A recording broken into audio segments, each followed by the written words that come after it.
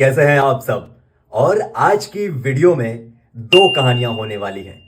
जी हाँ, ये जो आज की जो कहानी है उसमें से भी दो कहानियां निकलती हैं। सबसे पहली कहानी तो वो कि हनुमान जी जैसे सन्यासी तपस्वी जो थे वो अपने पुत्र से मिले, उनका भी पुत्र था। जी हाँ, हनुमान जी का भी पुत्र था। अभी बहुत से लोग सोच रहे होंगे क्या बात कर रहा है, बहुत से लोग जानते भी होंगे। और आज की दूसरी जो कहानी है वो ये है कि हनुमान जी ने जो 5 मुखी अवतार लिया था वो क्यों, कब और कैसे लिया था। बहुत सी जगह आपने देखा होगा हनुमान जी की मूर्ति 5 मुख रूप में है, यानी उनके 5 मुंह है वहां पे। तो आखिर 5 मुखी हनुमान अवतार कैसे हुआ, कब हुआ, क्यों हुआ, आज उसी पर बात करेंगे। तो चलिए वीडियो को स्टार्ट करते हैं। तो जैसा कि आप ये थंबनेल पढ़ रहे होंगे और इस थंबनेल को देखकर अगर आपके मन में सवाल आते हैं तो आप बहुत ही वाकई स्वस्थ व्यक्ति हैं। क्यों? क्योंकि हमारी सनातन संस्कृति में इतनी सारी चीज़ें हैं, इतनी सारी चीज़ें मतलब लिखी हुई हैं, बताई गई हैं। अगर उनको जानने की इच्छा होती है कि ये चीज़ क्यों हुई, ये चीज़ कब हुई, ये चीज़ कैसे हुई, तो अगर ये सारी जानने की इच्छाएं अगर आप रखते हैं तो वाकई आप बहुत समझदार और स्वस्थ व्यक्ति हैं, क्योंकि आप चीज़ों को जानना चाहते हैं और समझना चाहते हैं। वरना आज के टाइम पे कौन ही जानना और समझना चाहता है। तो चलिए वीडियो को स्टार्ट करते हैं, बताते हैं आपको कि वो 5 मुखी हनुमान अवतार की क्या है कहानी। ये कहानी हमें मिलती है कि जब हमारे राम जी का रावण के साथ लंका में युद्ध चल रहा था। जी हाँ, ये वहाँ से कहानी आती है। क्या होता है कि जब श्री राम और लक्ष्मण जी लंका में युद्ध कर रहे थे और सारे राक्षसों का एक एक करके वध कर रहे थे, और रावण को जब ये सब पता चलता है कि भाई राम जी और लक्ष्मण जी जो साधारण से मनुष्य थे वो सबका एक एक करके वध करे दे रहे हैं, वो इतने असाधारण हैं, तो रावण यहाँ पे अपने आप को हारता हुआ महसूस करता है। अब रावण तो अहंकारी होता है, वो कहता है कि मैं इतनी आसानी से कैसे हार जाऊंगा। और एक वो कहावत भी कही जाती है, साम दाम दंड भेद। तो रावण कुछ भी करके जीतना चाहता था। तो फिर रावण अपने मायावी रूपी भाई यानी अहिरावण का आवाहन करता है और उसको बुलाता है। तो जब भाई अहिरावण जो मायावी रूप होता है और वो पाताल लोक का राजा कहा जाता है, तो जब भाई अहिरावण रावण के सामने आता है, कहता है भैया बताइए क्या बात है। तो रावण पूरी बात बताता है कि आखिर ये जो कहते हैं ना, ये जो इतना लंका में जो युद्ध हो रहा है वो यहाँ तक आया है क्यों। तो पूरी बात बताता है कि मैंने क्या किया था, सीता जी को लाया था, फिर ये 2 मनुष्य लोग आए, यहाँ पे वध कर रहे हैं सबका, मैं हार रहा हूँ। तब भाई रावण देखो थोड़ा समझदारी दिखाता है, कहता है देखिए भैया आपने किया तो गलत है, लेकिन अब मैं आपका भाई हूँ, तो मेरा धर्म तो यही कहता है कि मैं आपके साथ हर पग पे खड़ा रहूँ, चाहे वो जो भी स्थिति हो। तो रावण कहता है ठीक है, मैं आपका सहयोग करूँगा।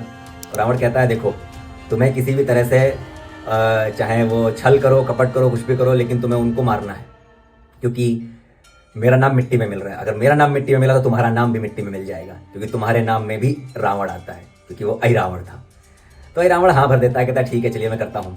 तो फिर जब उस दिन के शाम का युद्ध का जब अंत होता है, क्योंकि जब हमारे आपको सनातन संस्कृति में पता होगा कि युद्ध कैसे लड़ जाते थे, दिन में युद्ध होता था और जैसे ही सूर्यास्त होता था उसके पास युद्ध में विराम लग जाता था।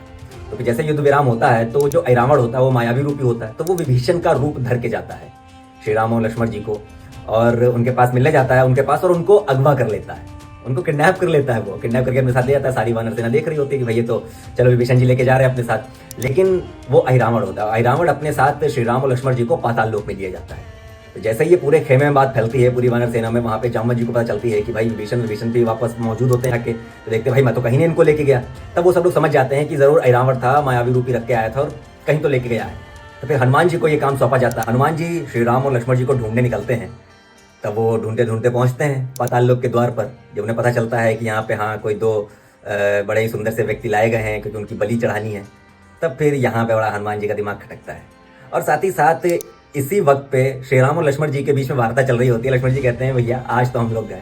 श्री राम कहते हैं चिंता मत करो, हनुमान जी यहाँ पे ज़रूर आएंगे हमको लेने। क्योंकि आपको एक चीज़ मैं बता दूँ कि जब दुनिया को कष्ट होता है तो वो श्री राम को भजती है, लेकिन जब श्री राम को कष्ट होता है तो वो किसको बुलाते पता है? हनुमान जी को बुलाते हैं। जी हाँ, तो जब हनुमान जी पाताल लोक के द्वार पर पहुँचते हैं, अब यहाँ से दूसरी कहानी भी है।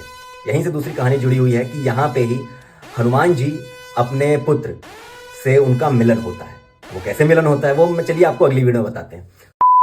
तो क्या होता है फिर हनुमान जी वहाँ पे जो पाताल लोक पे जो जितने भी सैनिक खड़े होते हैं सबको मार मूर के अंदर जाते हैं, और उन्हें से पता चलता है कि अहिरावण को कैसे मारा जा सकता है।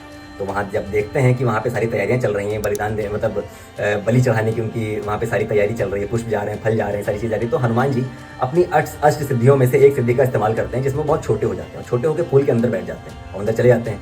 ये चीज़ वो जैसे अंदर पहुँचते हैं तो श्री राम जी को देख लेते हैं, वो लक्ष्मण से कहते हैं कि देखो अब हम लोग बच जाएंगे। तो लक्ष्मण जी तो देख नहीं पाते हैं, श्री राम जी देख लेते हैं। तो जैसे ही हनुमान जी अंदर आते हैं वो फिर से अपना पुनः स्वरूप में आ जाते हैं, बड़े हो जाते हैं, और वहाँ पे उन्हें पता चलता है कि रावण को मारना कैसे है। रावण को देखिए मारने का एक ही तरीका था कि उसका वध तभी किया जाता था कि वहाँ पे 5 दिए जल रहे होते हैं और उन 5 दियों को जो एक ही बार में बुझा देगा वही रावण का वध कर पाएगा। फिर वो घड़ी आती है कि जब हनुमान जी अपना वो अवतार लेते हैं, 5 मुखी हनुमान अवतार, जिसे आज हम लोग खूब पूछते हैं, जगह जगह अपने मंदिर भी देखे होंगे। फिर हनुमान जी वो 5 मुखी हनुमान अवतार अपना लेते हैं और तो और वो सारे 5 दियों को एक साथ बुझा देते हैं और इस तरह से रावण का वध होता है और वहां से श्री राम और लक्ष्मण जी को वापस से वो ले आते हैं। तो ये थी वो कहानी हनुमान जी के 5 मुखी अवतार की।